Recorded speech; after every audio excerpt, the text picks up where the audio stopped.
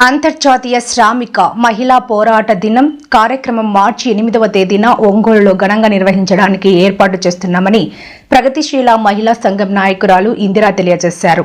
పెందుర్తి మండలం చిన్న ముసిడివాడ సమీపంలో ఉన్న అంబేద్కర్ నగర్ కాలనీలో ప్రగతిశీల మహిళా సంఘం భవనంలో అంతర్జాతీయ మహిళా సంఘం ఆధ్వర్యంలో నిర్వహిస్తున్న కార్యక్రమ గోడ పత్రికను ఆవిష్కరించారు.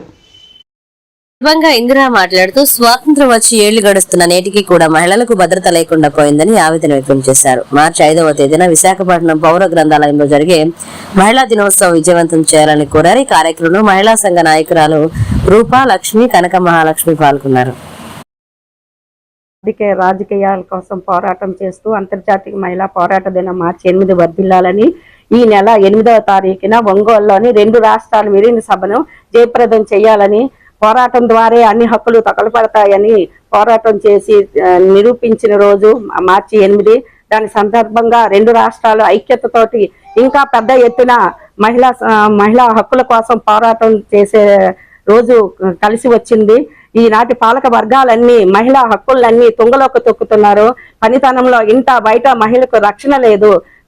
ఎక్కడ మహిళలకి రక్షణ లేని ప్రభుత్వాలు అనేక సంవత్సరాల నుంచి హక్కుల కోసం పోరాటం చేస్తూనే ఉన్నాం. ఇప్పటికీ కూడా అనేక మంది ప్రాణ త్యాగాలతోని హక్కులు సాధించుకున్న రోజు మార్చి 8. ఇప్పటికైనా మహిళల హక్కులను నిలదొక్కాలని, మహిళా చట్టాలను ప్రతిష్టంగా అమలు చేయాలని 8వ తారీఖున జరుగుతున్న సభను జయప్రదం చేయాలి. అలాగే ఇక్కడ పౌర గ్రంథాలయంలో 5వ తారీఖుని, 6వ తారీఖుని అంబేద్కర్ నగర్ లోని మార్చి 8 జరుపుతున్నాం. దానికి అందరూ కలిసి వచ్చి జయప్రదం చేయాలని ఈ రోజుల పోస్టల్ ఆవిష్కరణ జరుపుతున్నాం.